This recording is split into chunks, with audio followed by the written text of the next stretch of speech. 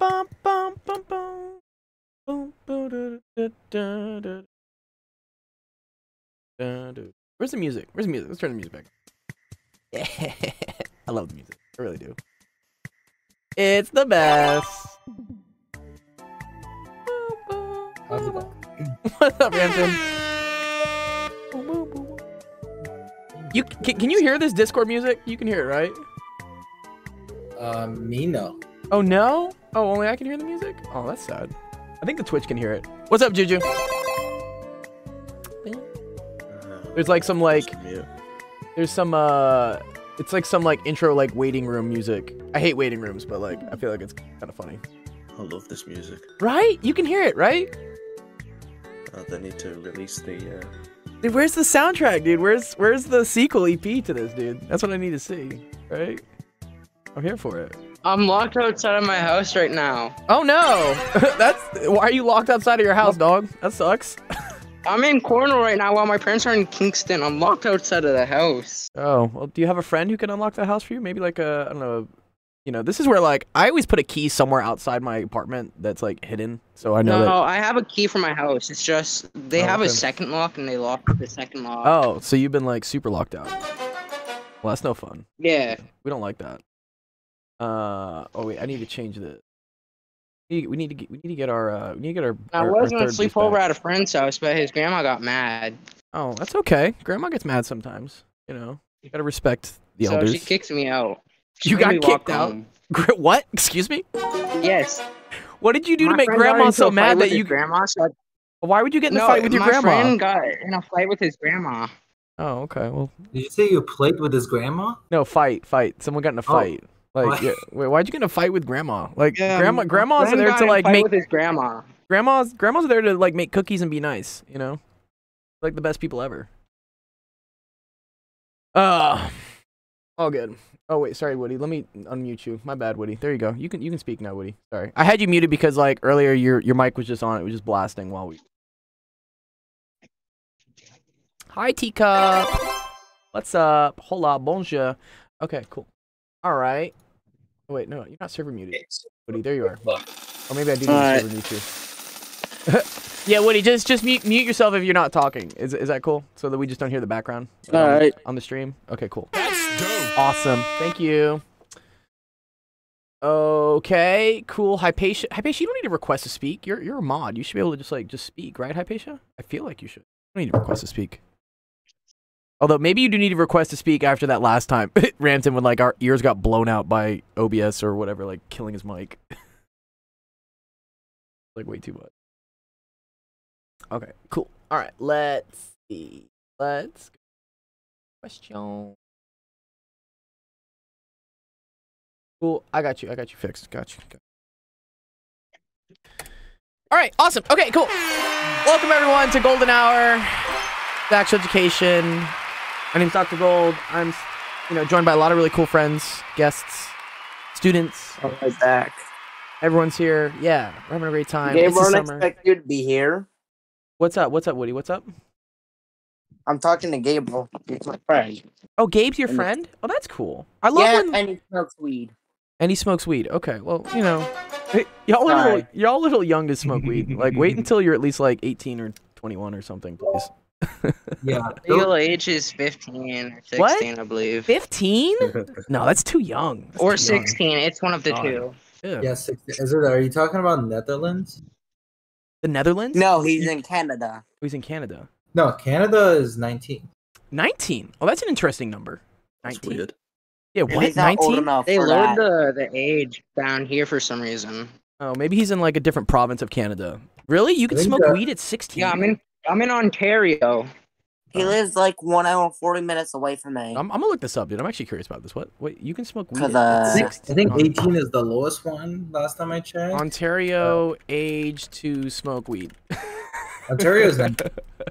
'Cause I'm in I was This told says not. 16. This says 19. I mean, maybe your dealer is telling you And it's he's 16. 14. but I That's think it's- crazy. I think it's 19. He's 14 or 15, I think. Oh, it's okay. Well, anyways, like anything, just I was told 16. you need your brain to develop a little bit more, is what I always say. Y'all can do whatever you want once your brain is developed. I don't smoke. Well, not I everything. don't smoke. Personally, me, I don't smoke. That's good. I'm That's doing good. it. Yeah, smoking's bad, especially like all you kids now like get thrown these berry puff ice blast whatever nicotine bar things, which like I don't know. Nicotine's like the worst thing to like get addicted to. Yeah, I think. I'm not addicted to anything. Yeah, false. What were you gonna say, Rampton? Yeah, like one of the things I like to do is whenever you think you're addicted to anything, yeah, try to quit for like a month. That's a good idea. And if you can't, then you're addicted. Yeah. It's a good that's test. very true. It's a good test. Yeah, see if you can't do something for a month. Yeah, like that's what I did. Like whenever when I was like smoking, I wasn't smoking a lot, but at some point I was like, okay, I'm smoking more than I should be. I feel like. Yeah. Start finding yourself buying like more and more packs, and you're like, what am I doing? Yeah, and then the thing is, like, this was like a period where I was like smoking because like I was going through some stuff, but then it became a thing after like about a year, I would say, like maybe less, like 10 months. Yeah, and then I was like, I feel like I'm a smoker at this point, and I was like, all right, you know what? Instead of trying to do anything, I'll try to see if I can quit, and it was really hard. Yeah. But then after a month, I didn't have an urge to go back to it anymore. So okay. I got a question. That's good. What's your question, Will you dude? ever have kids at some point? What's up?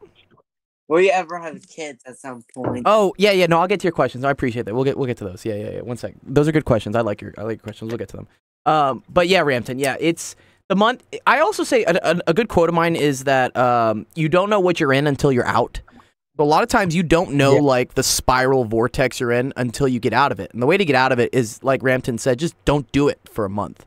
This can be anything. This can be drinking. This can be drugs. This can be, I don't know, a bad habit you have. Maybe you keep eating Twinkies every morning. Something. You know, like try not eating Twinkies for a month. You know, there are all sorts of habits. Or playing video games. You know, I've definitely noticed within myself, especially if I buy any sort of battle pass, I'm like addicted. I have to finish that battle pass, and I'll find myself sometimes playing, being like, I don't have time to play. Like I have so many other things I need to do.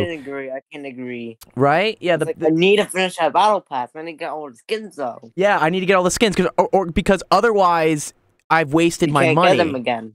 And also you can't get them again. They're smart. Like these video game companies are silly smart in being able to, I think, leverage the same addictive triggers that, drugs and everything else does. You know, it's crazy. I would like to say, I mean, a lot of data analysis goes into it. Like, 100%. There's got to be mad data analysis. Yeah.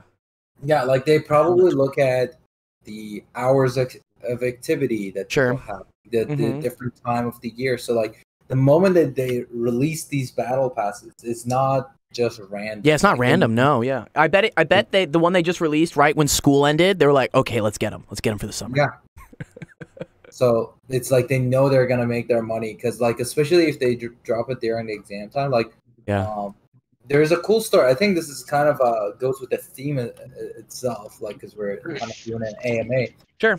There was a guy that went to Walmart and started to really yell at the guy. So here's the backstory. So this guy was signed up for one of these like Walmart memberships or something, and you know how you get like the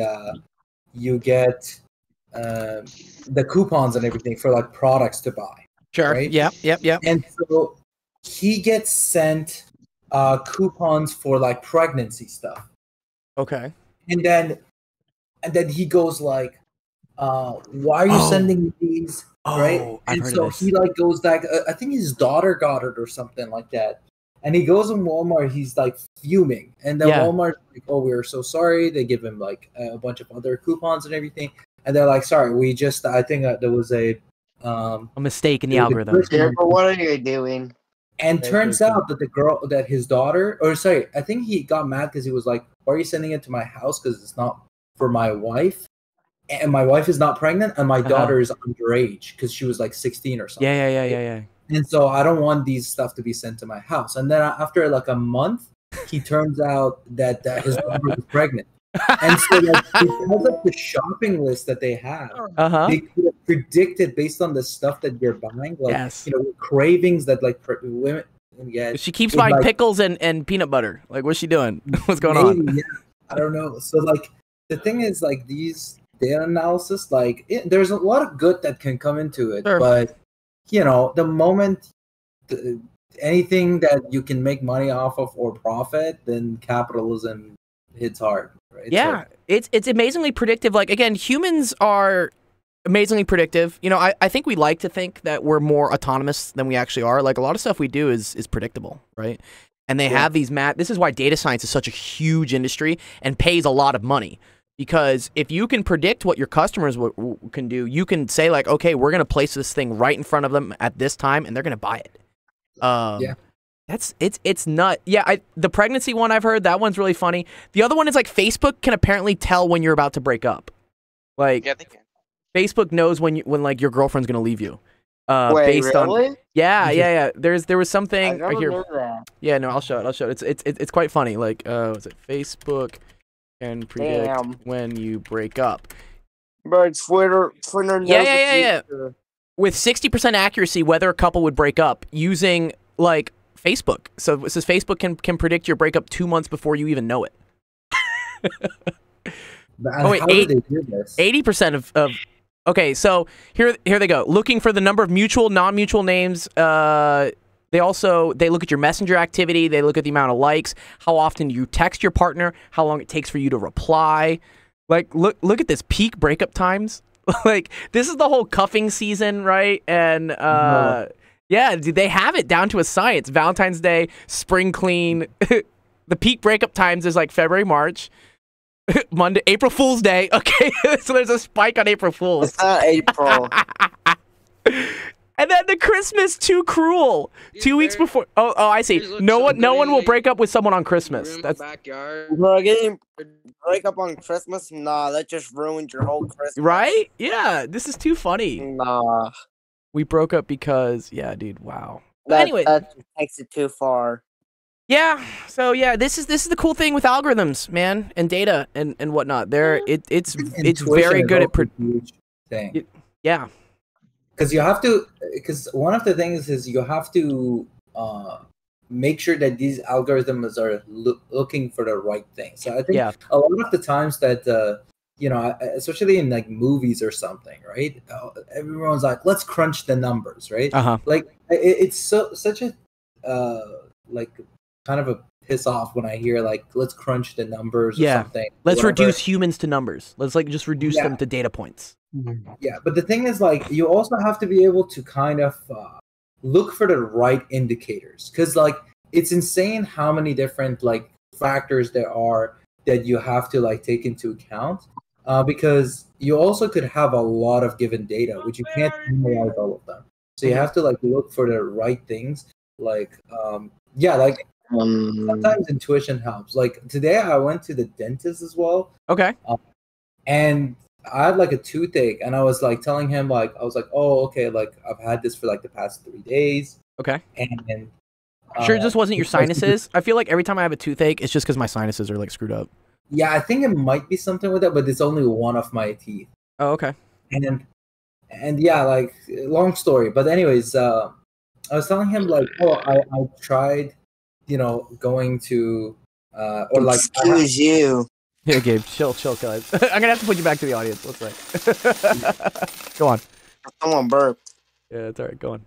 Keep on ranting. Yeah, and then yeah, like I was saying, like, oh, I drank hot stuff to see how it works. Yep. Whether you have sensitivity. Yep.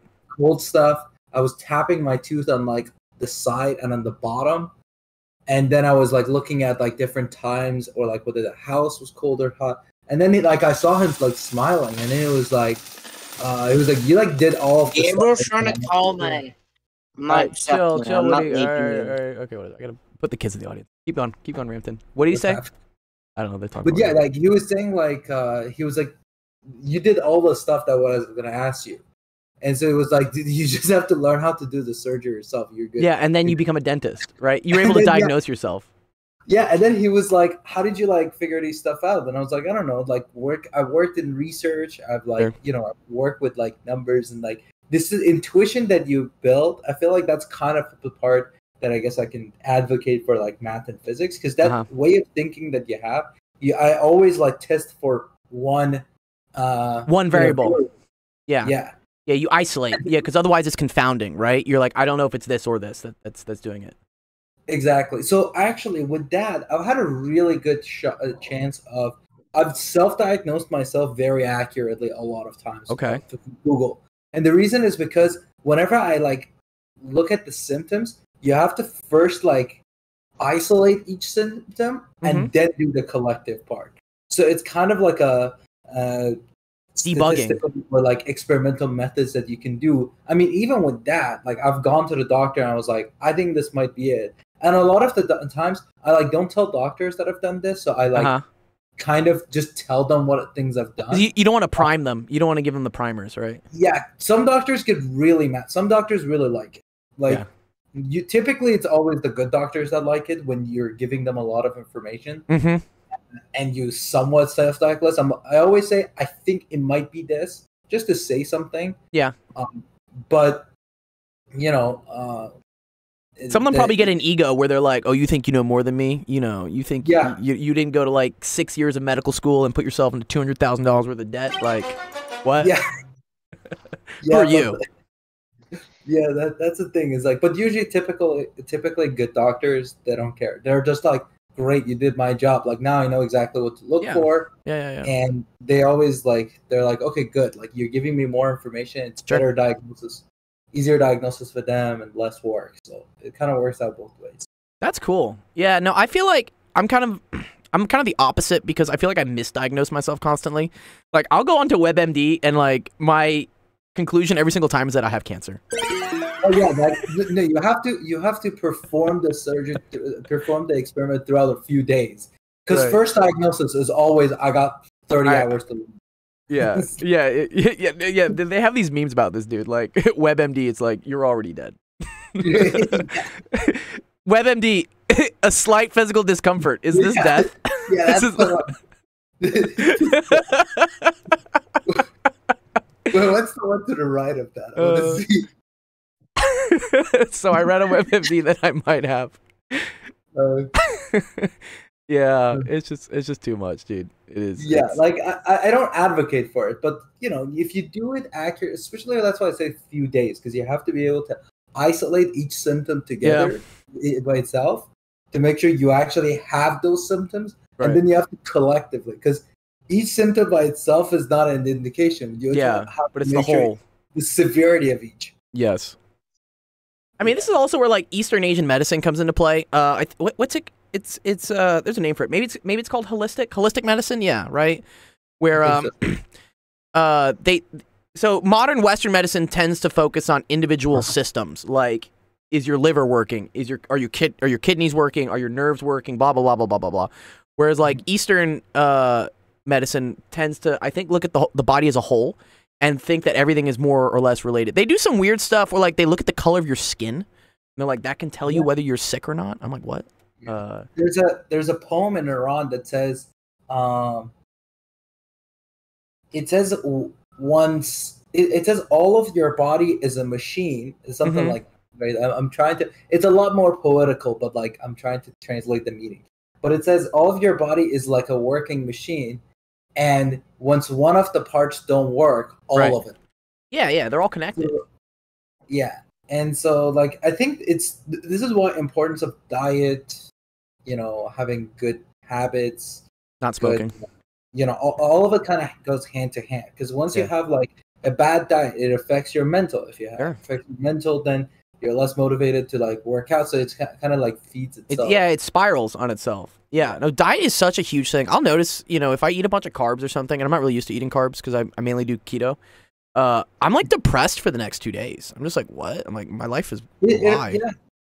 I think the diet is also very different. Like I need carbs, but like I can't. Everyone's body's different. Like some people, like my body sees carbs and just like turns them into fat and makes me lazy.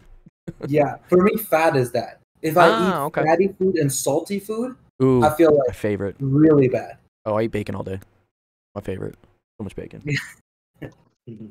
Although I guess in Iran, do they eat bacon? Is that like that's like banned or something? Probably, right? You can't eat bacon. Well, it's pork, so yeah, so no pork, right? You just can't find it. They just don't have pigs. Yeah, they don't have pigs. Wow. I don't know what I would do without bacon, honestly. I love bacon. So. Cool. All right, let's see what questions we got. You know, these were in the submit your questions here. Let's see. Go up. My question's in office hours. Oh, yours is in office hours? Okay, we'll go to yours. Woody has a good question. I like this question. Woody he was actually asking earlier when he was still in the chat. Said, will you have kids someday? Ooh, okay, that's a good question. I would like to have kids someday. Whether I do or not is dependent on a lot of things. Yeah. Mainly, can I find someone that I want to have kids with? You know, it's getting harder and harder these days. You know, I'm just like the flake rate. You know, fake phone numbers. You know, I don't know. It's just it's getting increasingly hard for me to find someone I feel like that I would have children with. But you know, bearing that out of, you know, and then also like being financially stable enough to have children, right? I think that's the big one. A lot of people my generation, right? You know, we just don't have any money. And that and the cost of living is so much. You can't buy a house for $50,000 anymore. You can't even buy a house. The interest rates are so high. But yeah, I would like to have children. And I think there's kind of a responsibility for people who, you know, have demonstrated some sort of intelligence and whatnot to have children. Because we need to not like go into the idiocracy mode when like all the people that don't have intelligence are having kids, you know. Then that's danger. Have you guys seen that movie Idiocracy? Yeah, it's so good. It's I think it's from the 90s, maybe. It's early 2000, like 2003, 2006 actually. Okay, yeah, that's not yeah, but this is a great movie. You guys should watch it sometime. But it's about. I remember when I watched it, I was like, this is a stupid movie. This never happened. And now every year, because this was such a memorable movie. Like the more we go into future, it starts mimicking it. Yeah. It's like people start pouring Gatorade on their plants because the TV has told them that like it's what plants crave. They're like, plants like Gatorade. Put Gatorade on your plants. You know, the president. It's a whole joke. The president's like, what's this guy's name? I love this guy. Is it Tyrell? What's his name? Tyrese Gibson, maybe. I think is who it is. No, Tyrese, not Tyrese. No, what am I talking? Tyrese Gibson is a different guy. Terry Crews. Yes. Terry Crews, yeah, he's great. Yeah. Tyrese Gibson is the guy from what's it called? The family movie. What's it called? Fast and Furious. Oh, okay, that's him. Yeah. I don't know what's a Tyrese. I always know his name is something. Terry, but like for some reason, because his name is Terry, also in Brooklyn Nine-Nine. So, yeah. That's a great show. I'm so bad with names. I like remember like smallest details, like names. I know. Same. Like 10 names in my head, and that's it. You know, there's actually a cool trick that a Navy SEAL taught me about how to memorize a name. It's pretty cool. What you do is you spell out the name. You close your eyes and you spell out the name in the top left hand of your like peripheral, like up by like where your forehead would be. You just spell it out, like you know, like write it with your mind or something. And apparently, that helps you to remember names better. No, that's how I remember actually. I remember the written text of a name. Yeah. But even with that, it's like it leaves my mind a lot because it's like not a picture, like a visual thing. Yeah. It's like the writing thing. Remember it. But yeah, that's a good question. Yeah. But yeah, Ramton, what's your thought on kids? I think that's the same thing as well. Like for me, like there's a few things that. Well, I think if I were to have kids, it would be with my current girlfriend. Like we're. She's looking at you. Yeah. She's like, "Where's that ring, Ramton? You need the ring first." She's like dropping subtle hints, and I'm like, all right, let me just get like settled because I don't want to like. I want to make sure that I like do things right. Yeah. When she starts saying like she's like princess cut, she's gonna start saying like princess cut. But yeah, like I remember I told someone I was like, oh, I don't feel like I'm gonna have kids. I'm probably gonna adopt. And then it was like, if you're smart, you should have kids. Because he was like, the fact that you feel like you shouldn't have kids makes you a person that you should have kids. Yep. And then it was like, if you want to adopt, do it, but like have your own kids too. And then I was like, I think probably like maybe I'll have like 2 or 3 kids. Like, and then what, adopt like 6? No, like 2 or 3 like adopt one. So like either 2 kids of my own, 1 adopt, or 1 kid of my own. Yeah, So. it's important because, you know, this is how biology works, by the way, guys. It's called natural selection. And it's you know, it's how genetics work, is that you want the genes, the genetics that turned out with positive results, you want those to propagate. I think sometimes in society we have things skewed such that, well, if you do become like smart enough and have these genes and whatnot, then you start realizing that like population problem is a problem. And all these other things, you know, it's not good for the environment, not good for the climate. It's not a good financial decision, or like blah, blah, blah, blah, blah. But then these are the people that, right, should be having kids. Until you go to eugenics, so yeah, like it's not a particularly good argument. Yeah. Well, I mean, you can talk about like the whole China, right? The one-child policy, which they reversed, right? Because they're losing people. Yeah, like they don't get it. Like reproduction is human right. Yeah, although I am a strong antinatalist because you bring. I believe. What does a natalist mean? Someone who wants to have children. Yes, probably like that. Okay. So I believe, especially in China, you bring a child into this world to suffer. Oh, that's a horrible decision, both in terms of deontology and utilitarianism. So yeah, and I've heard that argument a lot. Yeah, that like the world is fucked. Like I don't want to raise a kid in this world. I've heard that before. I respect I mean, like climate change is not going to stop. Like those crazy rich people, they are not going to stop. So unless we like the researchers or our academic community can make up some miracle, we are doomed one way or another. So yeah, like that's what I kind of say. I kind of say we're screwed anyways. So like, might as well have might as well have a party while we're at it. You know, like let's have some fun. Yeah, like for us, it's like human rights work is never about making humanity go on and prosper and flourish for many centuries to come. It's always about reducing people's suffering. Yeah. Right now and in the near future. I think this is an interesting graph here, Hypatia, because a lot of times, right, with so maybe some of the people here aren't old enough to remember this, but yeah. I forget when it happened, but China instituted a one-child policy because their population was getting too big, and they weren't able to. They were like, "We're gonna have some problems.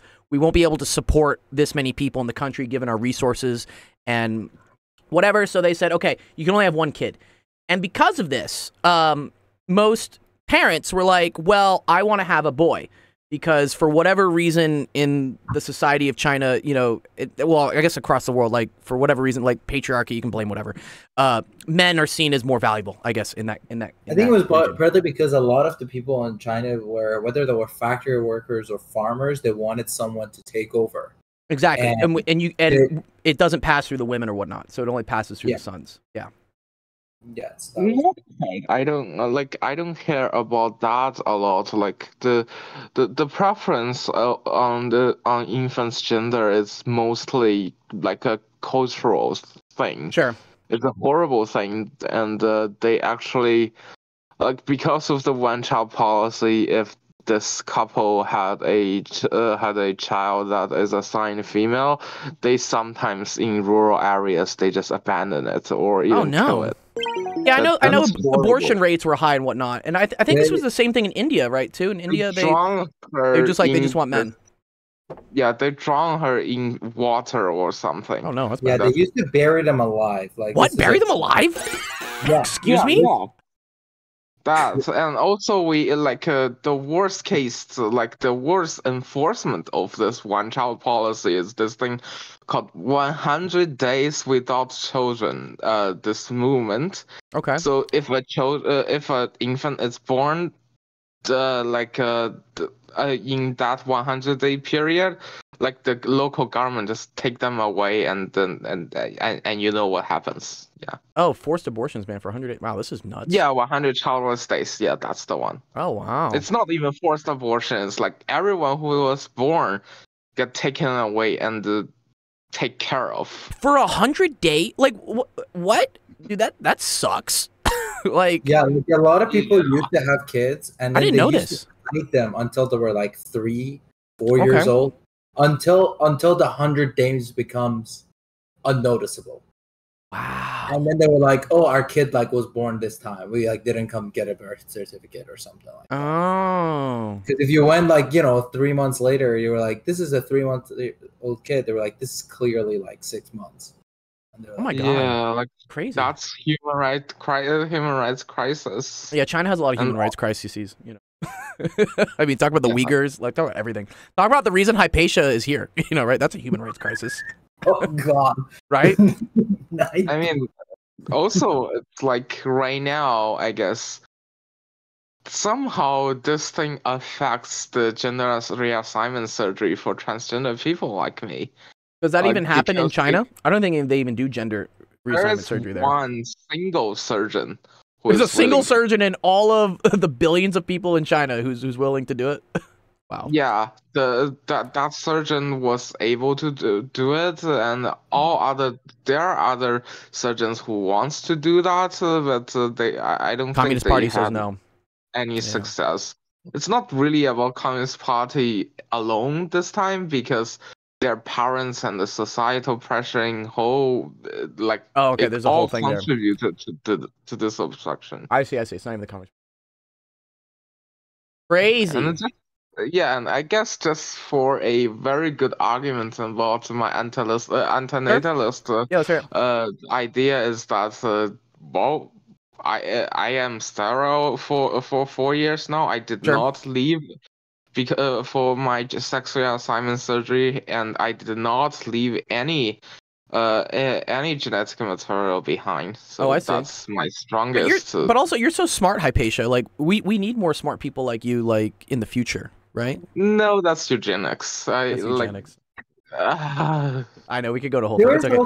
There is don't say that. Your NGO's whole idea is about all people everyone is smart. Don't say everyone's possible to be smart. Yeah, no, I agree. But I mean, the idea of nature versus nurture as well. Yeah, nature, nurture. Yeah, actually a study done, and they realized that nature, which is your genetics, is very important up until like the 2nd or 3rd grade. Hello. Okay. So a lot of the kids that were from educated parents and smart parents, they were able to be better. And then they realized that to adopt the kids by educated people versus other people that were like naturally smart but maybe the parents weren't as smart as the educated people who adopted the kids, started to catch up and surpass them in like high school.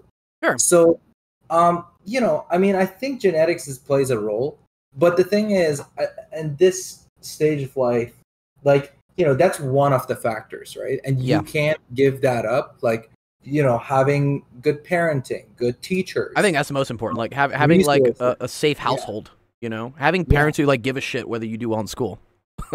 Right? Exactly. That's a huge one. People who there's also an argument for equity here.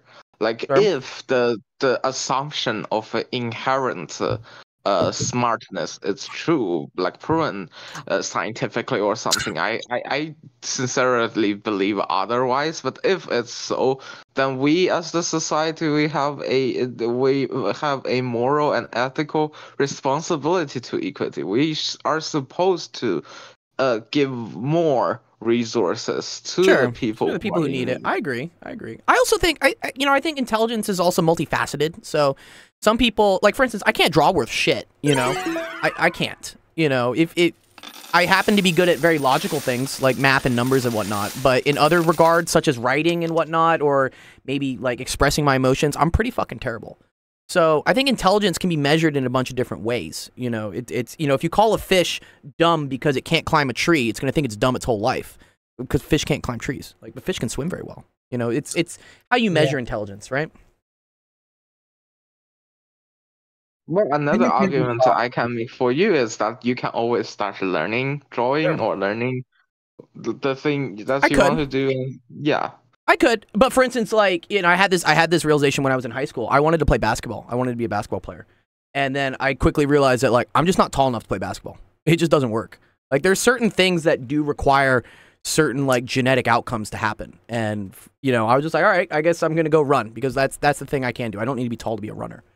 It could be, but I mean, there's also, I think it always takes a little bit of creativity to also break into something that already has established boundaries. Yeah. Like, for example, Stephen Curry. Like, we already know him to be like, you know, a great basketball player. He's been, he's like the all-time best three-point shooter.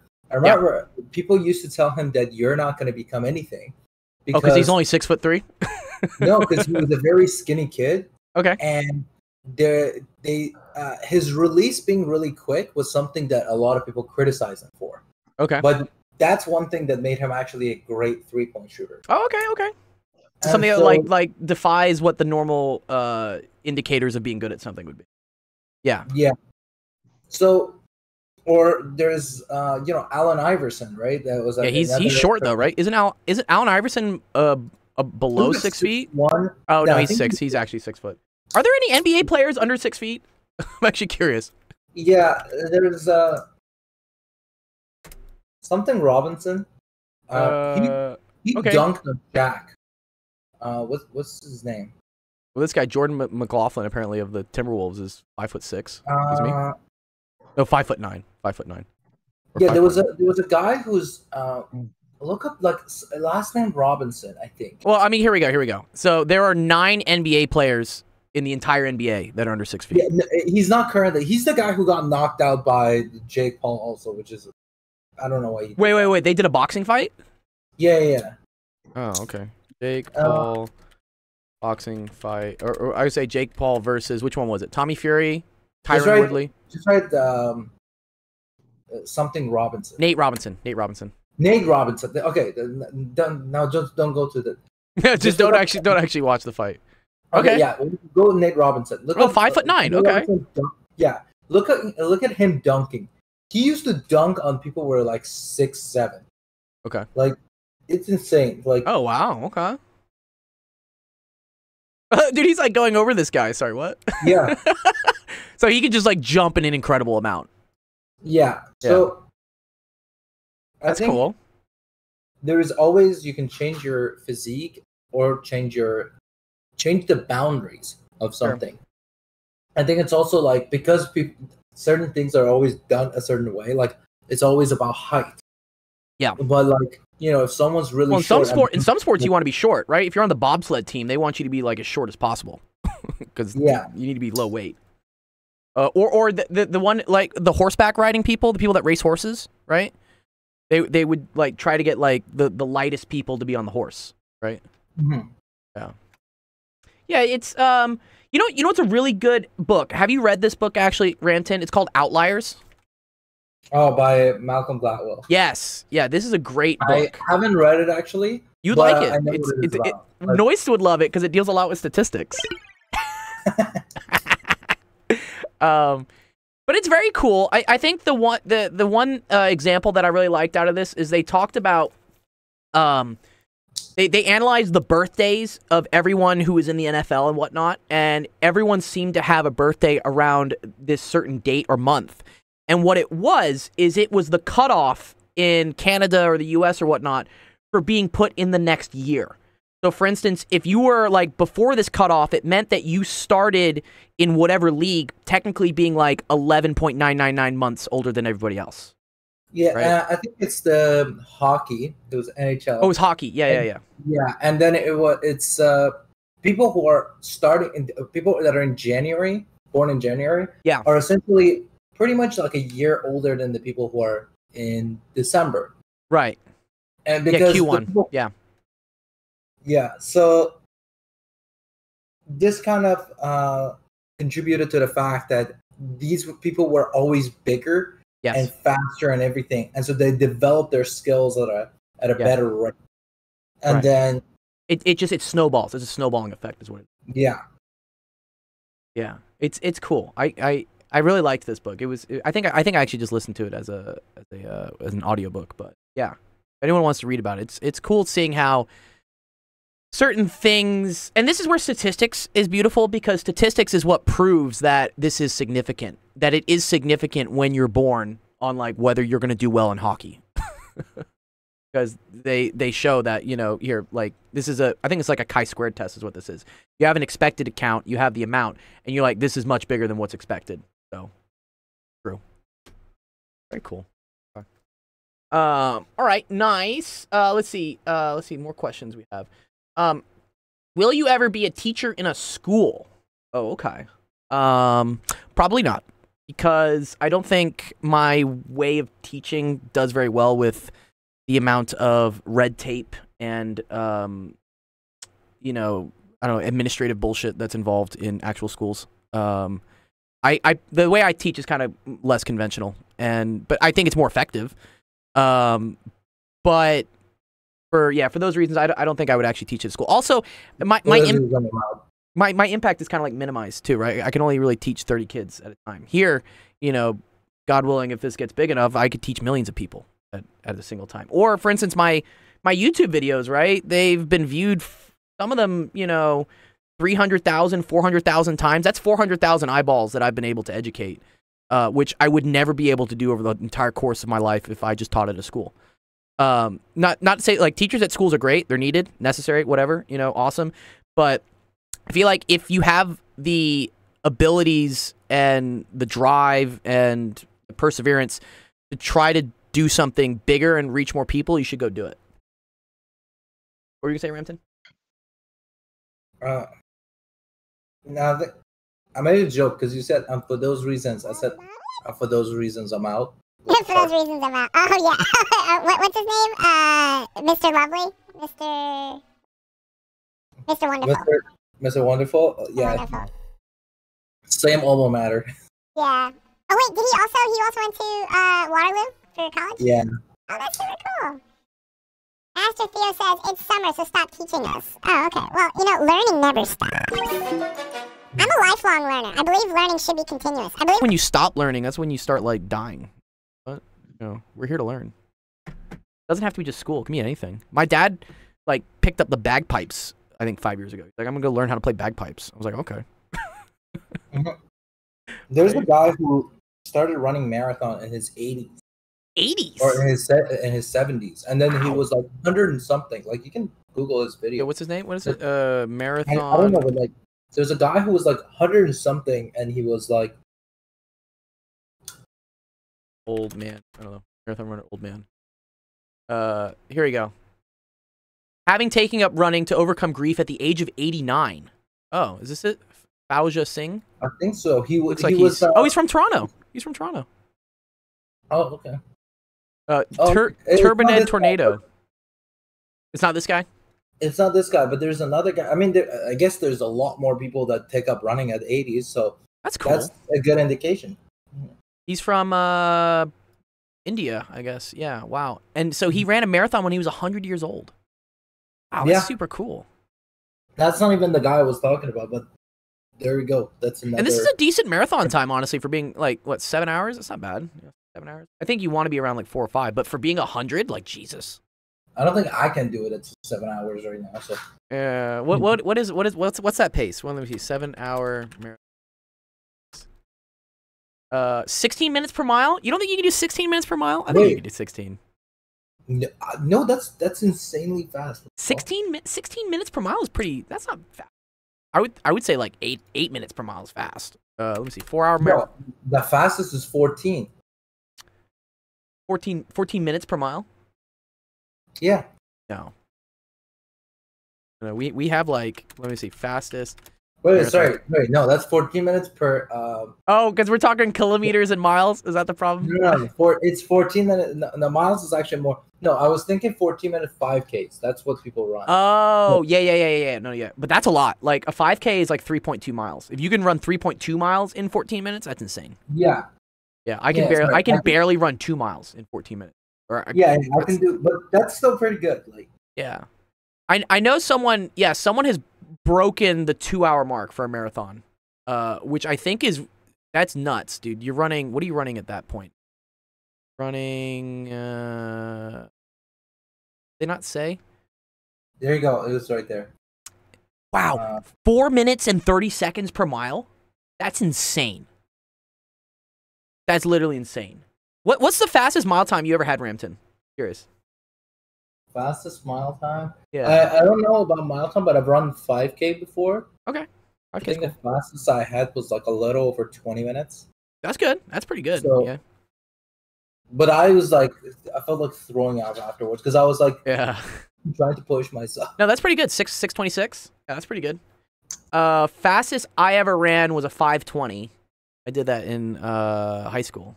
It was for track. 5:20. Yeah, damn. But yeah, I did puke after it. Yeah, you definitely you definitely get sick if you're running that quickly. But yeah, I remember this. It was actually I used to run just because my parents. My dad told me I had to do some sort of exercise. He said, I don't care what you do, but you have to exercise. You know, it's for health and whatnot. And I also did it because I spent a lot of time on the computer, like being sedentary and eating Hot Pockets and playing Call of Duty. And I told myself, I need to do something so that I don't become like a blob in front of a computer. Yeah. And so I picked up running. And I did it just kind of more like casually. Like I'd run like just for, you know, I did cross country and whatnot because it was something to show up to. You know, there's some camaraderie around it, but I didn't ever want to be competitive. I ran my pace. I'm like, cool, I ran it. And then my junior year of high school, the track coach, I think he kind of looked at me as like a project, and he said, ooh, I wonder if I can get this nerd to actually run well. Like, if I can get him to become competitive. Because I was always making jokes. I got kicked off the team multiple times for just being, you know, a joker and not taking it seriously or something. And then this one time, this one like semester or whatever, the coach, I remember, he would pick me out individually and go on runs with just me. And he would make me like keep up with him. And to one point I'm like, I'm going to puke. And he's like, no, come on, keep going, keep going. I'm like, why are you putting all this effort into me? And I think it's because he saw like the delta. He's like, I wonder if I can get this kid's time from a 7-minute to like a sub-6. And he did. I ended up running a 5:20. It was very cool. And then I didn't. But after that, in order to be competitive in like real track and field, you got to run sub-5s. You got to run like, I think 4:30, 4:40, which I was never going to get to. Hypatia, do you do any like sports things? I don't know. Do you run? Do you like running? Running's fun. Not really. I don't think so. Did you ever do any sports when you were younger? Did your He parents? ran away from China. I know he ran away from China. I mean, I good. think I played golf sometimes. Golf? Really, I like golf. Like 10 years ago, because in China, so like the rich and powerful families, I think in the US too, like they have these golfing activities, right? Yeah, you know, no, for sure. Yeah, golf is white, very. Yeah, so Old my white people parents playing just golf. dragged me along with them. Your parents play golf then? Yeah, kinda. They Cool. suck at it, but that's like okay. like every one of their colleagues do that. So yeah. It's a good, like, I know people, you know, in the olden days, I say the olden days, but well, probably like 10, 20 years ago, it was a lot for business. A lot of business meetings where, hey, let's go play a round of golf with these clients, and we can convince them to buy something. Right now, it's like that. China kind of like one thing is that we either do that or we get really drunk and start talking about business. Like, I like the second option. Yeah, just get drunk and talk about business. And political people do. That's too funny. Yeah, I don't think the best business would really be discussed though if you were drunk, right? You're not really able to like hash out details. You're probably they have let's do it. rules how you are supposed to drink. Like, for example, if this person who is one rank above you and they drink something, you need to drink double of that, or you're out. You need to there's leave. A hierarchy. This sounds like a frat. Or things like that. Yeah. Sounds like hazing. Sounds like hazing. Yes, like the Communist Party is exactly like that. Communist Party is a big frat, dude. What's it like? Like Delta something? I don't know. The CCP, let's say. Yeah, I'm trying to think. What's the Greek thing for C? What is that? Alpha, beta, gamma. Must be gamma then, right? Gamma? No, Sigma? gamma is a G sound. So the S sound is just it's just sigma. Sigma. So sigma pi. Sigma pi. Yeah. It's like, yo, you part of sigma pi? Or sigma pi. I guess right now I can't really do any exercise or physical activity anymore. While I had that surgery, oh, you can't really move much. Yeah, you gotta wait to recover. There right? is an accident, the pulmonary embolism, which almost killed me. Oh no! Don't die, please. Don't unlive. Yeah, but right now I just live casually instead of doing very. But you can still use your brain. That's the important thing. You can always use your brain. Go on, Rampton. Go for walks. Make sure it's good for your health as well, like your mental health. So yeah, walking's very good. You can go for walks, like especially like if there's nature around, like even like a 15-20 minute walk. It's like Long Island is really beautiful in that sense. Okay. I think there was another thing where Steve Jobs would talk about this. It's in his biography. Someone was asking me like what biography to read, and I said you should read the Steve Jobs one. Pretty good. But he would talk about anytime he needed to make like a big business decision or talk something over with someone, he would go on a walk with that person because there's something about the process of walking forces your brain to like dedicate some activity to moving muscles and whatnot to move your legs, such that it frees up other parts of your brain to, I think critically about problems. It's pretty cool. That's pretty good. Yeah, I mean, they also say like if you're like tripping out too hard, like go for a walk. Your brain will be distracted by walking, and then like you can avoid the existential crisis.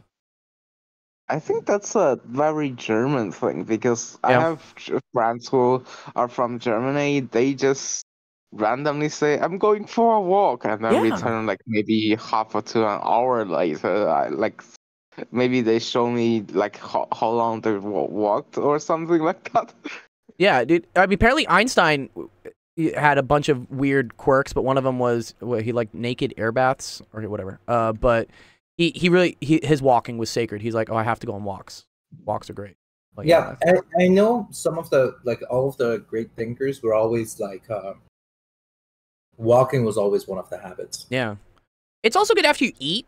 Right? My one friend would every time he would eat, he'd go on a walk because it gets the digestion going or something. Like if like you're sedentary, the food just sits there and makes you tired. But if you go for a walk, you kind of kickstart your metabolism and it starts breaking down the food quicker. Yeah. Yeah, because whenever I eat, I like go lie down and then fall asleep. Yeah, that's me too. Yeah. Well, try this. Try next time you eat like a lot of food and whatnot. Go for a walk right afterwards and just see. Yeah. Immediately. I think you have to do it right away. Like that's cool. Yeah. Okay. Cool. Good question. Let's see who's next question. Tika is a nice question. I really want to get to that at some point. Yeah, let's get to that. We'll do Habib's real quick. What are your thoughts on time travel? Time travel in the future is possible. In the past, it's not. I think that's the main takeaway. I think from time travel. I don't know. Are there any other ideas about time travel, Rampton? I don't think it's like we actually know or we actually proven that it's not possible. Like we've definitely proven you can go forward in time. We know that. Yeah, but we can't. We don't have that amount of energy to accelerate it to any significant amount, unless, like, say, you stay on the International Space Station with an atomic clock, and then I think you travel forward a fraction of a second. Yeah, that's not really anything meaningful that would be considered a meaningful time travel. Your time passes by slowly. Yeah.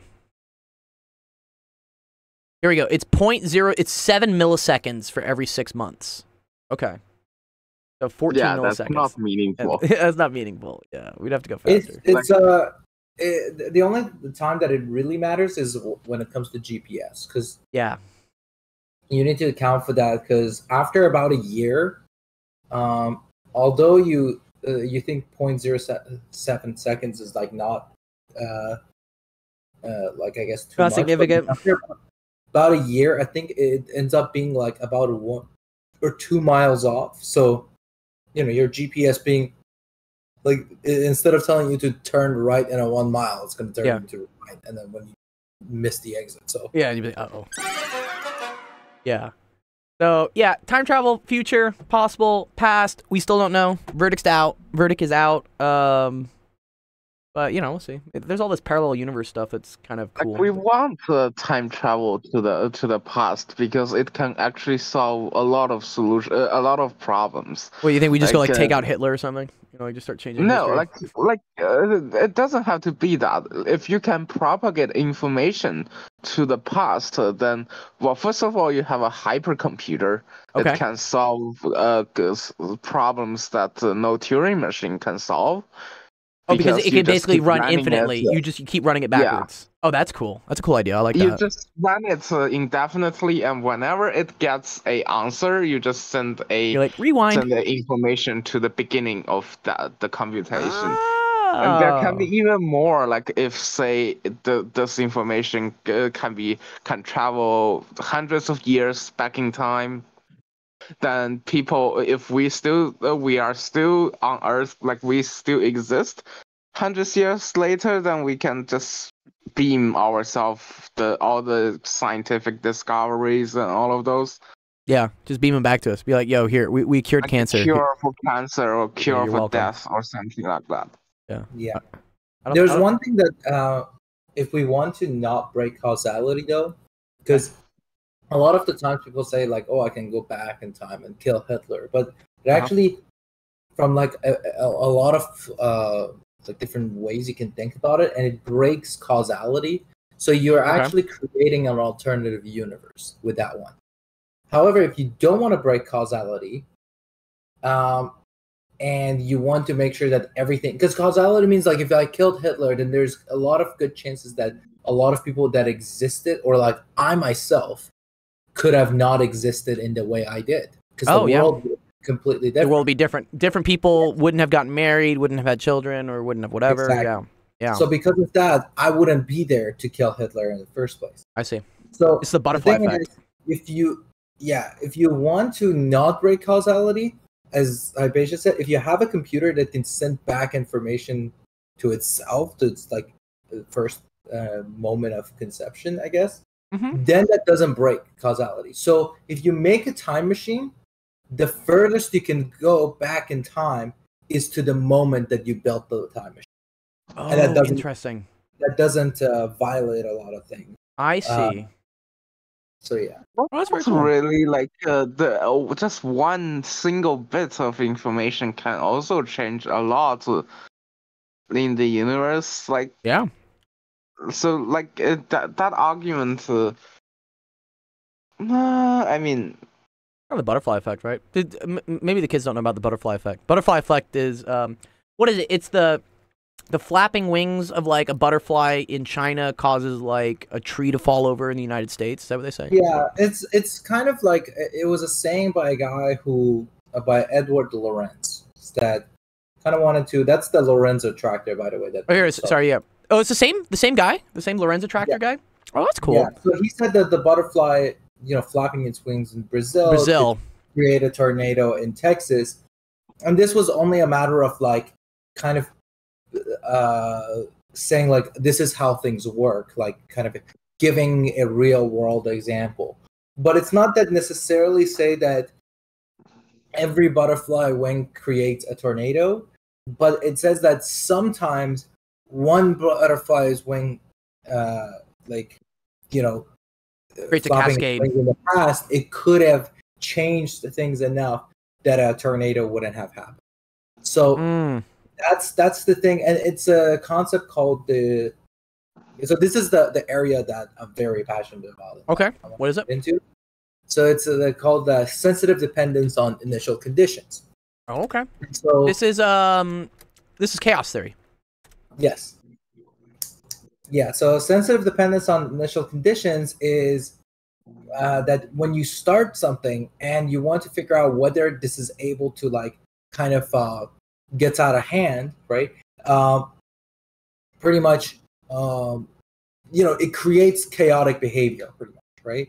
And a small change in how you start things creates massive differences in the future. Yeah.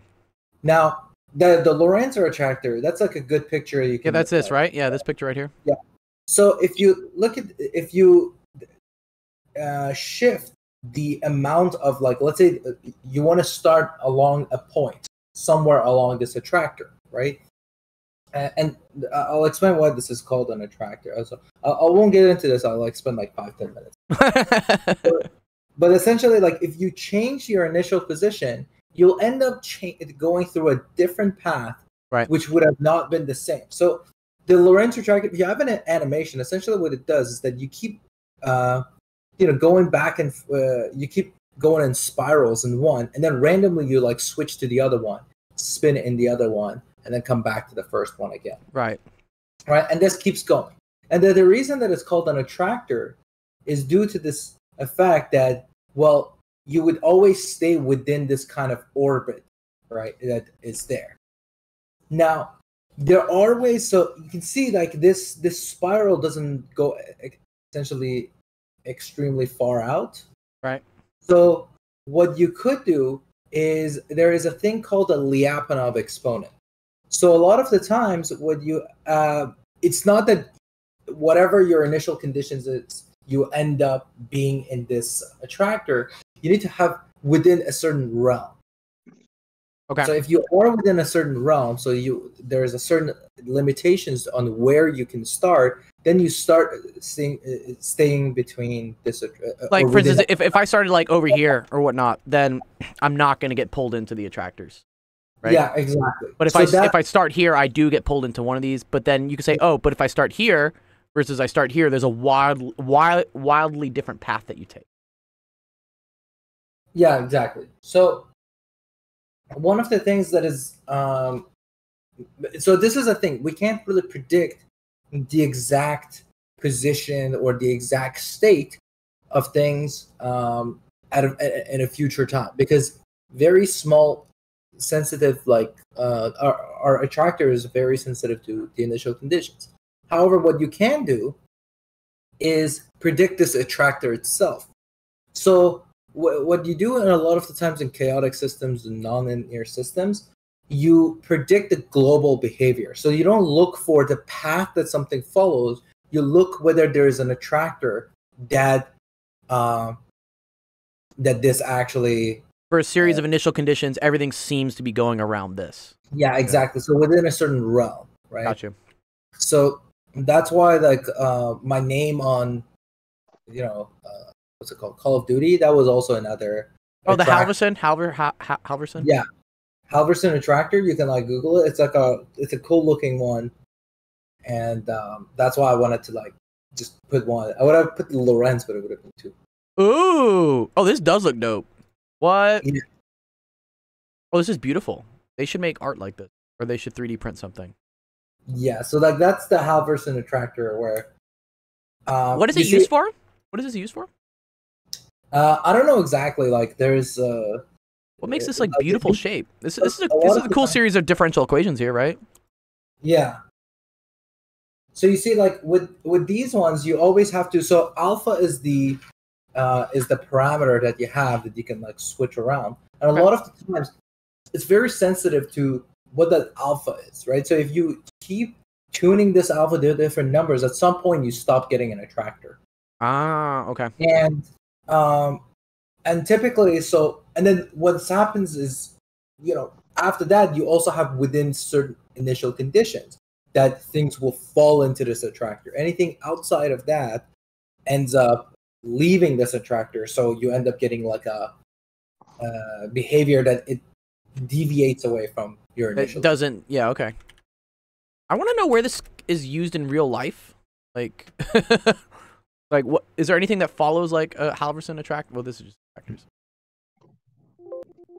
I don't know exactly because I saw it in like a bunch of like a list of like the. I've seen strange attractor before. An yeah, attractor is strange.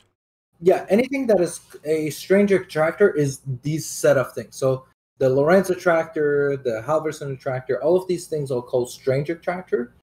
Okay. Because they never have like an ending kind of cycle. Okay. It's kind of like it keeps going forever. But strange attractors are the global behaviors that things tend to go when you have chaotic system. Very cool.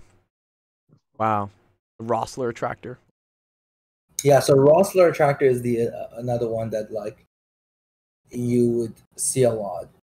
It is a formalization of a taffy pulling machine. What? Yeah, it's related to candy. Yeah, it's the it's when you keep folding. I think you keep folding the. This is the Henon map is another famous one. Mm-hmm. But okay, so as you keep folding taffy, the taffy pull. Yeah, as you keep folding, Yeah. it looks like that.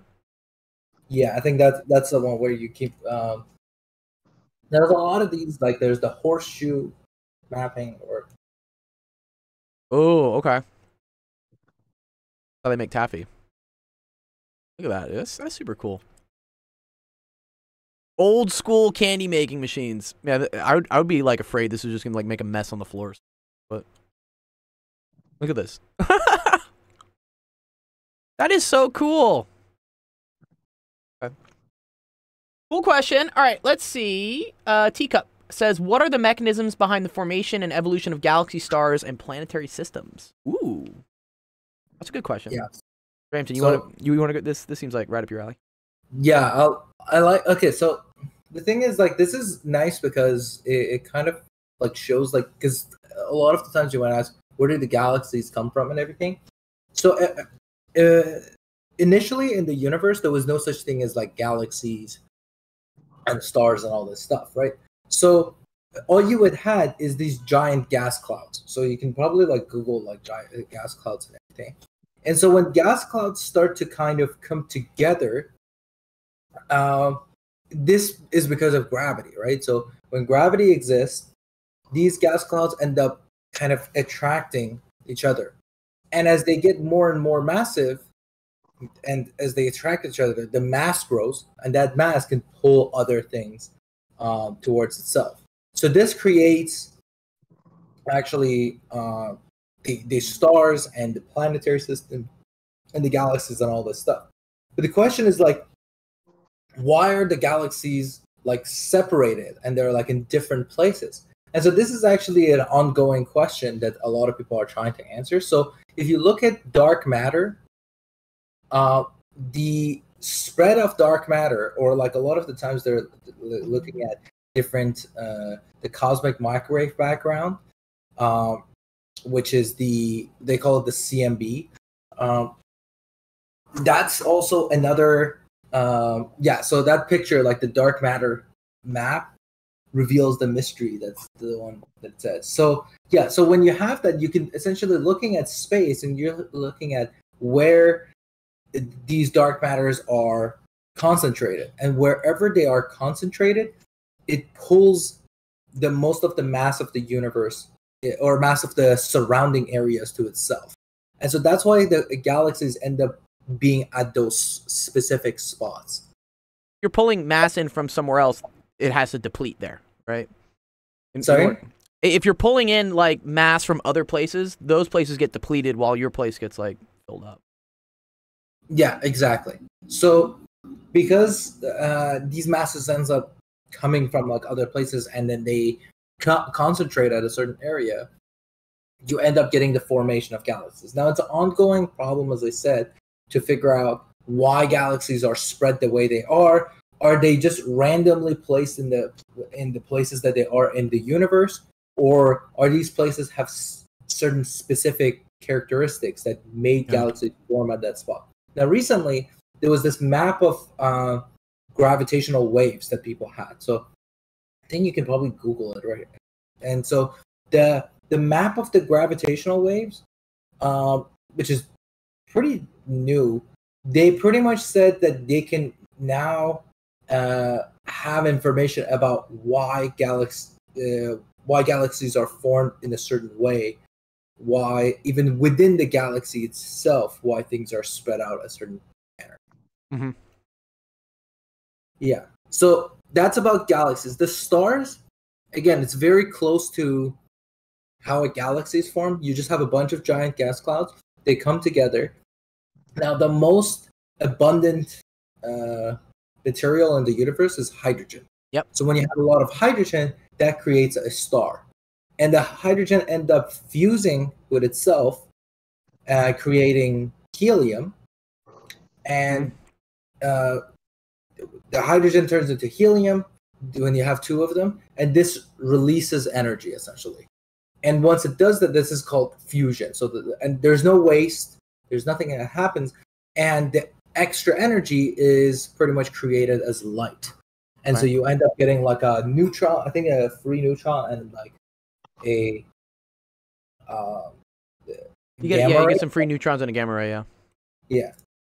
And then that's essentially. And eventually you run out of hydrogen. Eventually you run out of hydrogen to burn. Exactly. So the star, essentially, this is also another the questions that you ask is like, why doesn't a star collapse? Because first it was the gravity that brought it together. So what's avoiding the star from collapsing on itself? And that's a thing called the electron degeneracy pressure. And you have to, once you have this, you end up having a star be at a certain size. Now, as the star ends up running out of fuel to burn, what happens is eventually the gravity actually does take over. So you can create heavier metals once this like the star keeps burning and burning, and at a certain point, you no longer have enough energy to fuel like these fusions, which actually turns into a fission. Because once you get to iron, heavier things, then they stop fusing, right? Yeah, so up until that point, things fuse and they release energy. Yep. Once you get to iron takes energy to break down. Yes. And so what happens is, because once you see the iron, it means that it's going to start sucking up the energy from its surrounding like area. And so once that happens, once it hits iron, it's just the death of a star. This is the binding energy, I guess, per nucleon. This is kind of cool. Yeah, so it goes down, and then the heavier atoms actually. So the question becomes: if iron breaks at fission, then how are heavier atoms created? The heavier atoms are created once the star collapses on itself. It creates a huge amount of energy, which explodes or implodes. Like a supernova type thing? Yeah, called the supernova, right? And then the supernova, essentially, it releases an insane amount of energy. It was like the dopest fireworks ever. Yeah. What? A supernova, which is, happens in a matter of seconds to explode, it releases enough energy, more than maybe 10 times the amount of the sun that releases on its entire life. Wow. So it depends on the size as well. So because there's so much energy around, and these particles are going to keep hitting each other, and the heavier atoms are actually created in that supernova, which is why they're significantly more rare than everything else. Wow. There's only two or three supernovas occur each century. Wow. But also, they take forever for us to even see, right? Because they're hundreds of light years or thousands of light years away. Yeah, once you see a supernova, it means it's already happened. It's done. It's happened thousands or millions of years. Yeah. Cool. Okay, cool. Good question. Here, let me do noises real quick before he falls.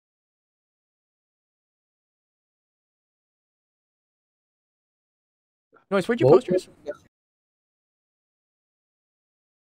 Would you put it in the screen? Maybe you put it in the chat. Do you remember what it was? I don't know. Oh, A-Rod was here for a second, dude. I didn't even see it. NHL, not NFL yet. Noise, where's your question? Where's your question, Noise? Is Noise still in here? Oh, was he talking about the Laplace transform for the...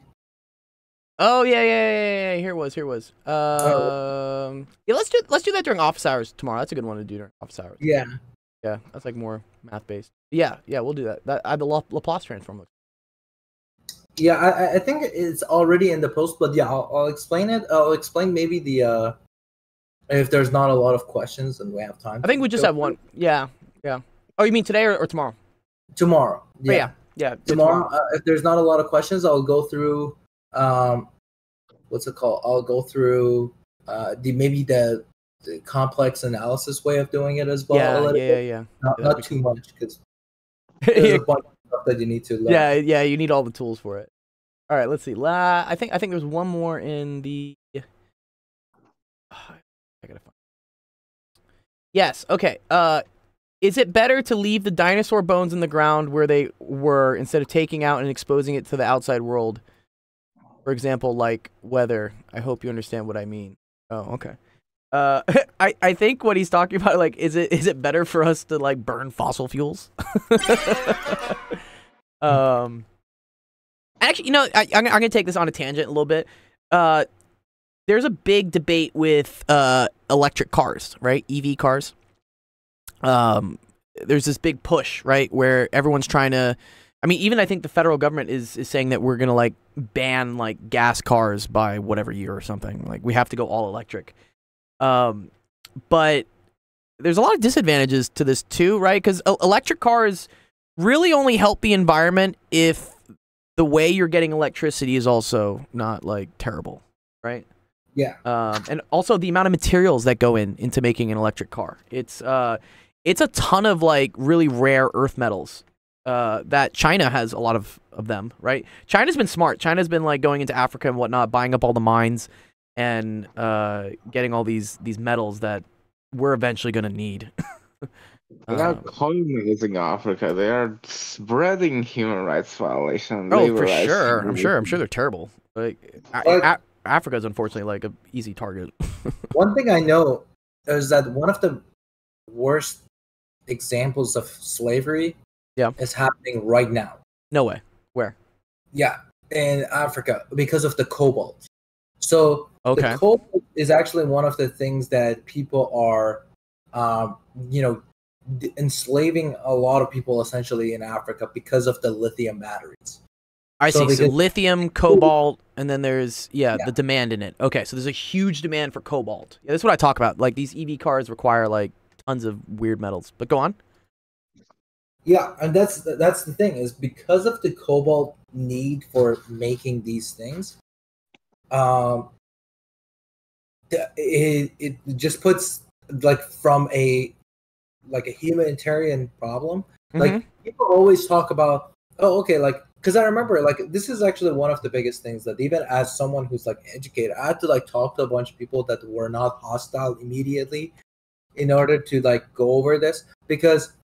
People, a counter argument is that, well, you still have to burn fossil fuels to make these batteries, right? Right. And then everyone was like, no, you're too idiot. Go do some research, right? It's like, you're dumb. And like, nobody ever answered. So I talked to a bunch of my friends. I was like, a while ago, and I was like, I feel like, the question seems like a legit one. And they were like, yeah. So the thing is, somewhere like, let's say, for example, in Canada, right? Uh-huh. Or Ontario, more specifically, is that about 50% of your the electricity in here is coming from nuclear energy, right? Now, which is more or less clean. Nuclear energy is one of the cleanest things. Yeah. Well, we still don't know how to get rid of it. So just shoot it off into space, dude. Let's just put it in a rocket. I thought about that, and the radiation will come back to Earth. Oh, really? So we'll just get rained down on with radioactive material. Yeah, it's the magnetosphere can handle it.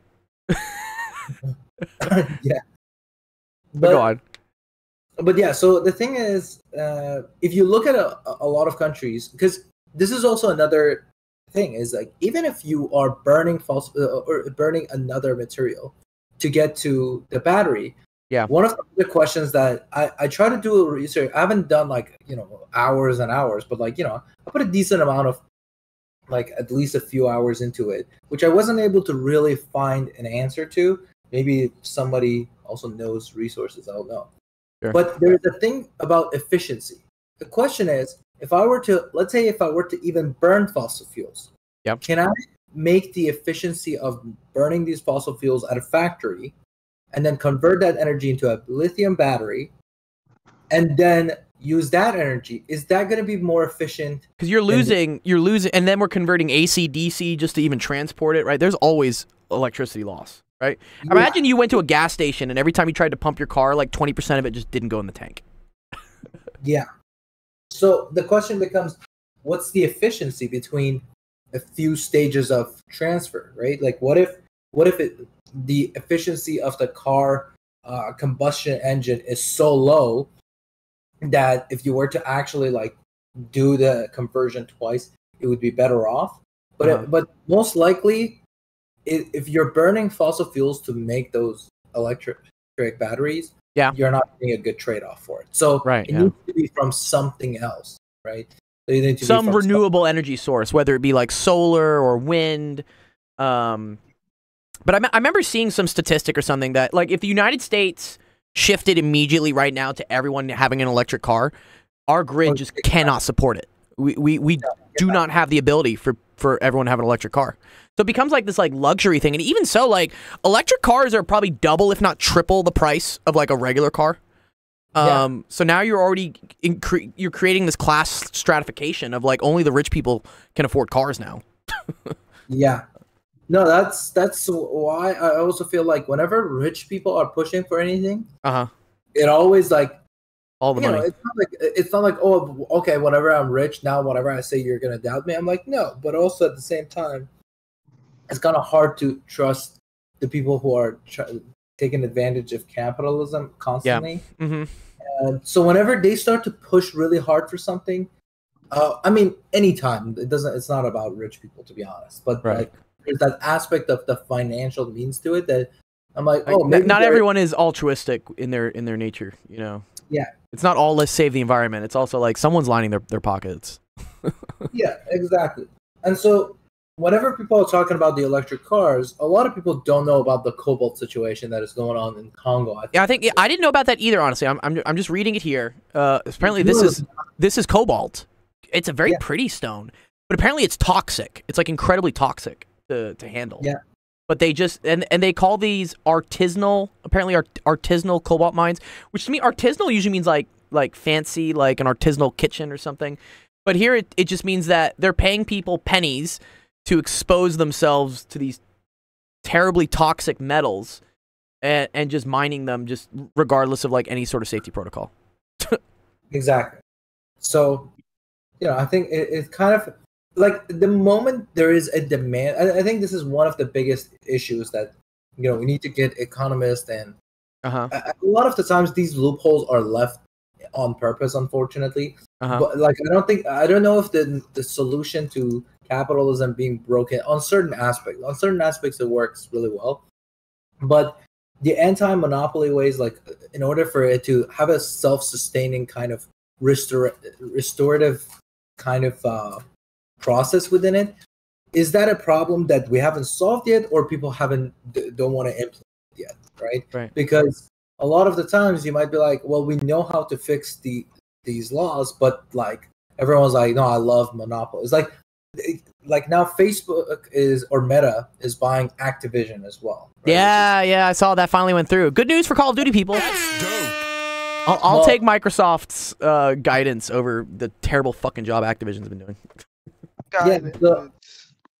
But it means more monopoly. So I think in like, you know, I think in like 10 years we're gonna left with Meta, Google, Microsoft, and Apple. Yeah.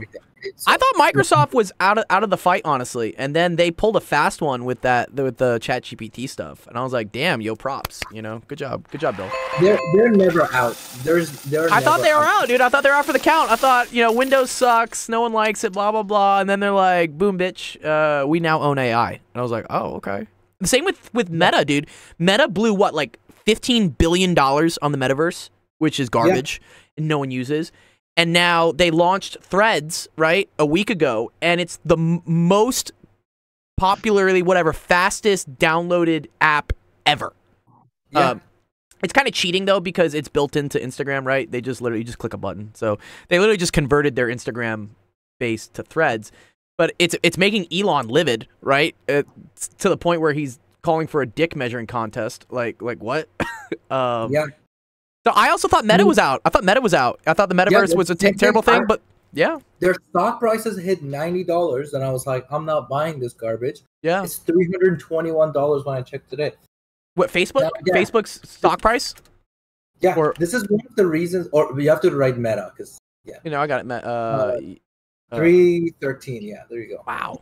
Yeah, let's look. Let's look. Here's one of the reasons Jesus, yeah, it was, that's a huge bit. What?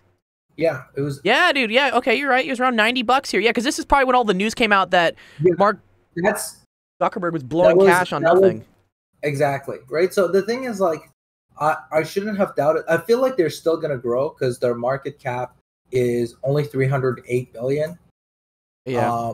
And the market cap, they can go up to like $2 billion probably. Sure. So it could probably double, like more, or 1.6. I mean, you know, it was, Twitter isn't listed anymore.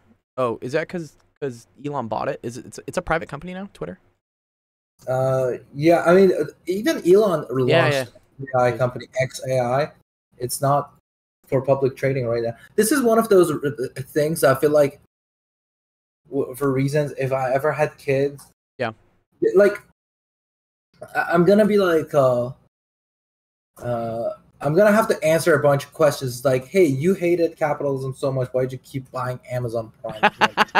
Right? And I'm gonna be like, well, I don't know. But the reality of it is, it's very hard for the little man or the citizens to fix anything because, oh my God, it's $460. Nvidia is fucking rocketing, dude. What? Look at that. That's nuts. I bought, my average price is $320 when I bought it. Yeah. So I'm making bank on it, but I keep wishing I bought more. Yeah, dude, I wish I bought a bunch when it was 120, dude. Look at all this. We're having like a second tech boom. It's very interesting. Right, because tech stocks were all the rage, and then it was like, oh, this is a bubble. And now they're just rocketing again. It's nuts. But like, we live in this dystopian world where like people can't buy groceries or like pay their rent, but tech stocks are up. What? Yeah. That's the thing. Like, this is one of those things that's going on. Like, you be like, oh, do I contribute to the problem? Or you don't want to miss the gravy train. You don't want to miss the gravy train. Yeah, exactly. So it's a dichotomy. I still think it's going to go up. Nvidia, by the way. Yeah. Because their quarter release is coming out end of July. So I still think they're going to go up. Yeah, man, it's such a crazy time, dude. There's so much going on. It's nuts. It's cool. Scary sometimes, but I don't know. I do want the Elon Mark Zuckerberg boxing fight to happen. I think that would be great. Oh yeah. I've seen people be like, look, here's the thing. If whoever's not putting money down on Zuck, Zuck is gonna win. Well, he's on fat. Yeah, but honestly, the weight difference is nuts, and the height difference, right? Yeah, but Mr. Zuckerberg over here actually like has martial arts experience. Right. Yeah. Mark Zuckerberg actually went into an actual. I think he was a black belt.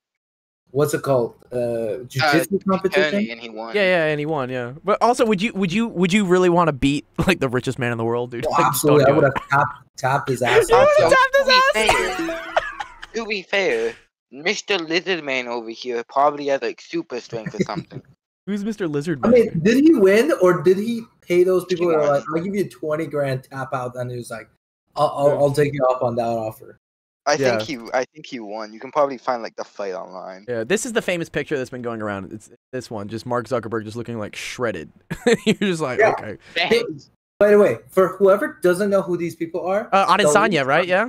Yeah, that left side is Israel Adesanya. He's the middleweight UFC champion. The right side is Alex Volkanovski. He's the featherweight champion, which he just defended his title also. Okay.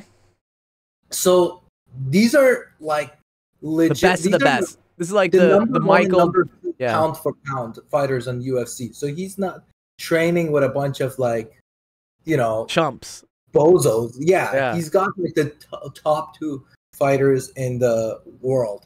I'll say in the world, like with,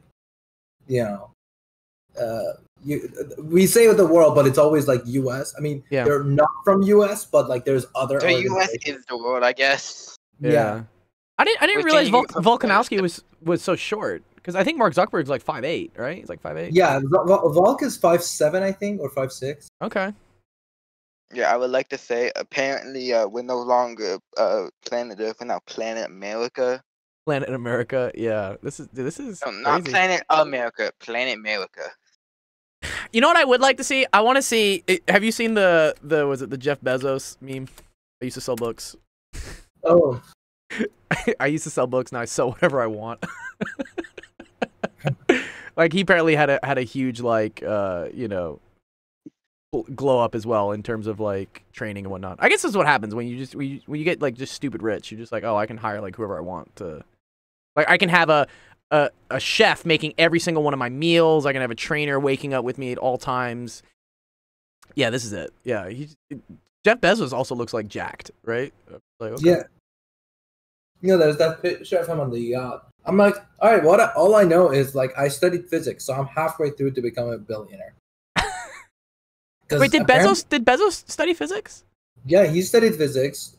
Elon studied physics. So far it's a 50-50 between. Okay, like right there. Will 100% become rich. 50% you're gonna go nuts and lose your. Oh, why are you not rich yet? I don't know. I'm just waiting my time, dude. I'm biding my time. Why didn't you buy a Steam Deck when it was on sale? I know. Well, I want to get to the point where I don't care about sales. Yeah. Buy whatever. When you get to that point, you're gonna buy me stuff. Like Jeff Bezos, you know what he looks like? He looks like the guy in like CSI, always like showing up. Yeah. Like, what do we have here? And then takes off his glasses. Like, yeah. What's that guy's name, dude? It's a whole meme, dude. Yeah. But he's looking like he shows up, takes off his glasses. What do we have here? CSI. Like, I think it's this guy. Yeah. CSI show. This guy. What do we have here? Guys, yeah, this guy. He just like takes his glasses off, and then it's like, yeah. That's what always happens, dude. What's his name, dude? His name is. Here, they got the video. Oh well, I don't know this one. I don't know. Oh, Caruso. Caruso is his name. Okay.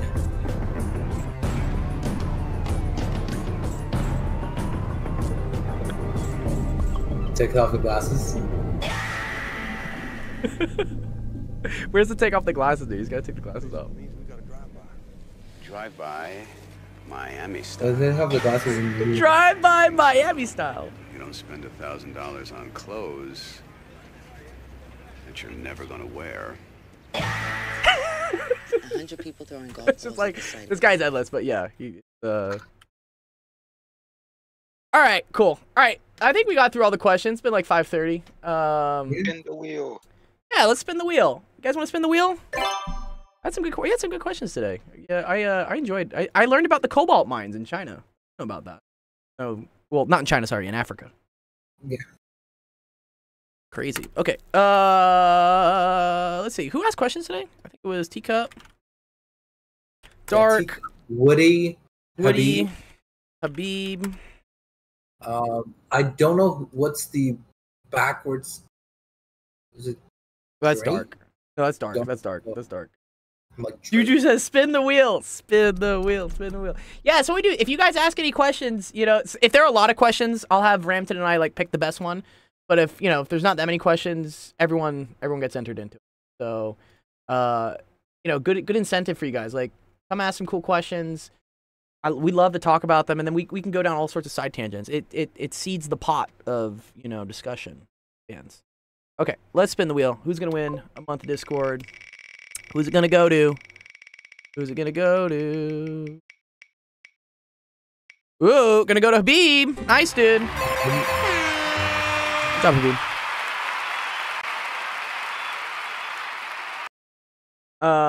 Nice. Wait, did you win it last week, Habib, as well? Yeah, he did, I think. Oh, okay. Well, I can't give you I can't give you nitro twice. So here, let's just spin it again. How about this? When it runs out, we'll put his name twice. Yeah, we'll put your name twice for the next one. Okay, Woody got it. Nice. Good job, Woody. Good job, Woody. All right, cool. Spin the wheel. Okay, awesome. All right. Thank you, everyone, for coming to Golden Hour. Had a lot of fun. Talking to you guys, discussing stuff. Big thanks to Hypatia and Ramton for offering their insights and discussion. I love talking. I love learning. You guys are awesome. I find it cool that like we never run out of cool shit to talk about. Like what? I think there's like a lot of information, obviously. In the world, I guess there's a lot of stuff in the world, but I always get kind of worried that we'd be like, oh, what should we talk about? But there's always something, and I think that speaks to the the world is always happening. There's always cool things going on, so hang around. You might learn some stuff. I learned some stuff. Pretty dope. Tomorrow, we got our office hour stream. Hour later, starts at 5 p.m. Pacific, 7 p.m. Central, 8 p.m. Eastern. Come by, ask any sort of math or science questions. I think Ramton's going to go over some complex analysis. Yeah, there's a small chance I may not be around tomorrow, but if not, Monday I'll do that. We'll do it Monday. Don't worry. Yeah, we can do it Monday. If not, and then I think Saturday afternoon I'll do some Jackbox games. I'll announce it. I'm going to actually do it. Last Saturday I got kind of like busy with stuff, but I will actually do it with you guys this Saturday. Yeah, Jackbox is fun, right? Yeah. Yeah. I just can't stream it. Too many. The kids just make too many like dick jokes, and I'm just like, okay. And like eventually it's like trying to like piss into an ocean. I'm just like, well, I can't stop this. They're just gonna. So it's kind of it's funny. They come up with some funny stuff at least. Yeah, I'll be I'm down to play it sometime. Awesome. Okay, cool. Yeah, we'll do that Saturday, probably in the afternoon. So I guess early afternoon is kind of like 3 or 4 o'clock for you, Ramton, Saturday. Yeah, 3-4 o'clock is like good perfect. Time. Perfect. Okay, cool. All right. Well, thank you everyone for coming by.